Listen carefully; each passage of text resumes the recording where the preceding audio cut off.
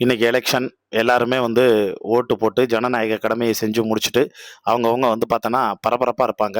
பரபரப்பாக இருக்கிறதுக்கு என்ன காரணம்னா, இந்த தேர்தல் காலம் அவங்கள பரபரப்பாக வச்சிருந்தது அப்படின்னே வந்து சொல்லலாம்.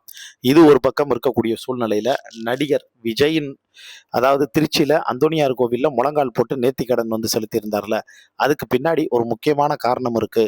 அந்த நேர்த்திக்கடனுக்கு பின்னாடி ஒரு கதையே இருக்குன்னு சொல்லியிருக்காங்க. அது யார் சொல்லியிருக்காருன்னா, விஜயினுடைய அப்பா எஸ்.ஏ. சந்திரசேகர் சொல்லியிருக்காரு. அத பத்தி இந்த வீடியோவுல நம்ம டீட்டெயிலா வந்து பார்க்க போறோங்க. அதுக்கு முன்னால நம்ம சேனல சப்ஸ்கிரைப் பண்ணாம இருந்தீங்கன்னா, மறக்காம சப்ஸ்கிரைப் பண்ணிக்கங்க. அப்பதான் நம்ம சேனல்ல போடக்கூடிய டெய்லி அப்டேட்ஸா இருக்கட்டும், காசிப்பா இருக்கட்டும், கிசுகிசுவா இருக்கட்டும், இது எல்லாமே உடனுக்குடனே நீங்க வந்து தெரிஞ்சுக்க முடியும். தளபதி விஜய் 2026 தமிழக அரசியல்ல ஒரு தவிர்க்க முடியாத மாபெரும் உந்து சக்தி அப்படின்னே வந்து சொல்லலாம். அதாவது கிங் மேக்கர். இப்ப கர்ம வீரர் காமராஜரை வந்து கிங் மேக்கர்ன்னு சொல்லுவோம். ஏன்னா, பிரதமரே யார் வந்து உட்கார போறாங்கிற செலக்ட் பண்ற அளவுக்கு அவர் கையில வந்து அதிகாரம் இருந்துச்சு அப்படின்னு வந்து பார்த்தோன்னா வந்து சொல்லுவாங்க. ஏன்னா, ஒரு முறை வந்து அதாவது இந்திய படையில கப்பல் படை, தரைப்படை, விமானப்படை இது 3 இப்ப தான் வந்து பிரிஞ்சிருக்கு. ஆனா, அதுக்கு முன்னாடி வந்து என்ன ஒண்ணுன்னா 3 ஒரே இதா தான் இருந்துச்சு. அந்த 3க்கும் ஒரே தளபதி தான் வந்து பார்த்தோன்னா வந்து இருந்தாங்க. ஸோ, அப்போ வந்து ஒரு சிக்கல் வந்து ஏற்பட்டப்ப ஜவஹர்லால் நேருக்கு போய் ஐடியா குடுத்ததே காமராஜர் தான். ஜவஹர்லால் நேரு பெரும் குழப்பத்துல இருந்தார். இந்த 3 இதுக்கும் ஒரே தளபதி. இப்ப அதுல வந்து ஒரு பிரச்சனை வந்திருக்கு அப்படின்னோனே, காமராஜர் சொன்னாரு, "எதுக்கு 3க்கும் ஒரே தளபதி வைக்கிற? 3யும் தனித்தனியா அந்த 1 அதாவது கப்பல் படை, தரைப்படை, விமானப்படைன்னு 3ஆ பிரிச்சிரு" அப்படின்னு ஐடியா குடுத்துட்டு வந்தவரு. படிக்காத மேதைன்னு எல்லாருமே வந்து கொண்டாடுவாங்க, சொல்லுவாங்க. இப்ப அதனால தான் அந்த மனுஷன நம்ம கிங் மேக்கர்ன்னு சொன்னோம்ல. அதே மாரி இந்த முறை எலக்ஷன்ல இந்த 2026ல ஆட்சி அமைக்க போறது திமுகவா, அதிமுகவா அப்படிங்கிற கேள்விக்குறி ஒரு பக்கம் வந்து இருந்தாலும், அது எல்லாத்தையும் தாண்டி விஜய் அரியாசனத்துல அமர்றதுக்கு உண்டான நெறைய பாசிபிலிட்டி வந்து பார்த்தோன்னா இருக்கு அப்படின்னு ஒரு பக்கம் சொல்லப்படுது.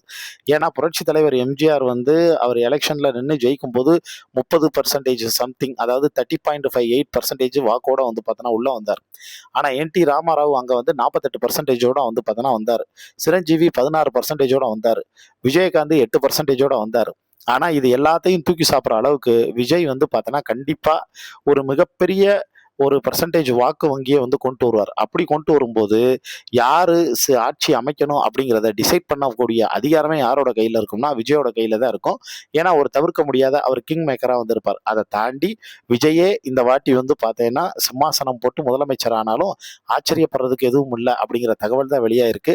ஏன்னா, இந்த எலக்ஷனுக்கு ஃபாரின்ல இருந்து அதே மாரி ஏகப்பட்ட இடத்துல இருந்து விஜய்க்காக வந்து பார்த்தோன்னா, களமிறங்கியிருக்காங்க.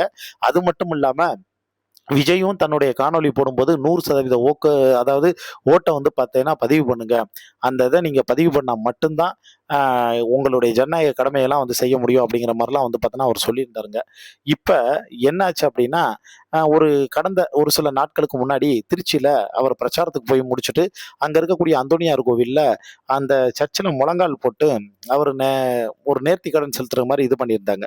அத நெறைய பேர் விமர்சனம் பண்ணாங்க. ஏங்க ஒரே நாள்ல எலக்ஷனுக்கு முன்னாடி காலையில சர்ச்சில வந்து பார்த்தோன்னா, முழங்கால் போட்டு, அதுக்கப்புறம் மசூதியில போய் வந்து குல்லா போட்டு, அதுக்கப்புறம் கோவில்ல போய் வந்து பார்த்தோன்னா, கூழ் ஊத்தி உருண்டு குடுத்து, இதெல்லாம் பச்சையா நடிக்கக்கூடிய டிராமா மாரி தெர்ல. இதெல்லாம் வந்து பார்த்தோன்னா அசிங்கங்க. இதெல்லாம் தேர்தல் விதிமுறைய மீறுறது. விஜய் மேல கேஸ் போடணும். ஏன்னா, ஒரு ஆள் வந்து தன்னுடைய மத ரீதியான வந்து ஓட்டுகள் வந்து கேட்கிறான்னா, அவன் தான் பெரிய அயோக்கியன் அப்படி இப்படின்னு பல விமர்சனங்கள் ஒரு பக்கம் வந்து வர ஆரம்பிச்சது. ஆனா, விஜயினுடைய அப்பா எஸ்.ஏ. சந்திரசேகர் என்ன சொல்றாருன்னா, 2 வருஷத்துக்கு ஒரு வாட்டி விஜய் வந்து நேரா அந்தோனியார் கோவில் சர்ச்சுக்கு வந்து போறதும், அங்க போய் இதே மாரி நேர்த்திக்கடன் செலுத்துறதும் அவருடைய வழக்கமா வந்திருந்தது. விஜய்க்கு ஸ்பிரிச்சுவல் நம்பிக்கை ரொம்ப இருக்கு. தன்னுடைய கரியரோட உச்சத்துல வந்து ஒவ்வொரு ஸ்டெப்பா எடுத்து வைக்கும்போது, அது எல்லாத்துக்கும் வந்து காரணம் அவன் செஞ்ச வந்து கர்மாவும், ஆண்டவன் நம்ம பக்கத்துல இருக்குங்கிறதையும் முழுசா பிலீவ் பண்றவன்.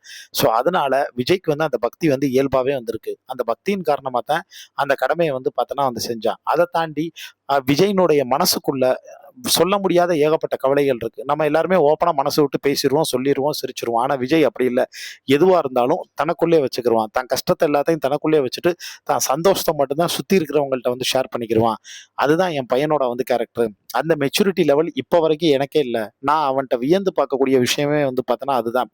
தான் பசங்க, பொண்ணு, மனைவி, நடக்கக்கூடிய பிரச்சனை, எலக்ஷனு, இந்த கரியர விட்டு தமிழக மக்களுக்கு நல்லது செஞ்ச வந்ததுனால ஒருத்தவன வந்து என்னென்ன வந்து ஏச்சு, பேச்சு இவ்வளவையும் வந்து நீங்க வந்து யோசிச்சு பாருங்க. விஜயோட இடத்துல வேற யாரா இருந்தாலும் இந்நேரம் தற்கொலை பண்ணி செத்துருப்பான். ஆனா விஜய் இன்னைக்கு இது எல்லாத்தையும் எதிர்த்து வந்து போராடுறேன்னா, தாங்க முடியாத, சொல்ல முடியாத வலி இருக்கும்.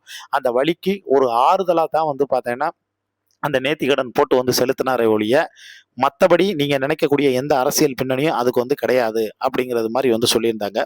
அது எல்லாத்தையும் தாண்டி விஜயும், சங்கீதாவும் இனிமேல் வந்து சேருவதற்கான வாய்ப்பு இருக்கா? அப்படின்னு வந்து கேட்டா, அதுக்கு எஸ். ஏ. சந்திரசேகர் பூடகமா தான் பதில் சொன்னாரு. ஓப்பனா சேருவாங்க, சேரமாட்டாங்க அப்படின்னு வந்து சொல்லல. அது நம்ம கையில வந்து எதுவும் இல்ல. மேல இருக்கிறவன் ஆண்டவன் தான் அத வந்து பார்த்துக்கணும் அப்படிங்கிற மாரி சொன்னாரு. ஒருவேளை விஜய்க்கு இந்த எலக்ஷன்ல வழக்கம் போல அவருக்கு வந்து பார்த்தோன்னா, இந்த விமர்சனங்கள்லாம் வர்றது சர்வசாதாரணம். ஆனா அது எல்லாத்தையும் தாண்டி தன்னுடைய மனைவி இந்த எலக்ஷன்ல விஜய்க்கு எதிரா செஞ்சது தான் அவரால இப்போ வரைக்கும் டைஜஸ்ட் பண்ணியிருக்க முடியாது. அந்த மன உளைச்சலின் காரணமா தான் அந்த மனுஷன் இந்த நேர்த்திக்கடன செலுத்தினாருன்னும், அவர் தரப்புல வந்து பார்த்தீங்கன்னா பரபரப்பா வந்து சொல்லப்படுதுங்க. இத பத்தி உங்களுக்கு தோணக்கூடிய கருத்துக்கள கீழ இருக்கக்கூடிய கமெண்ட் பாக்ஸ்ல மறக்காம மென்ஷன் பண்ணுங்க.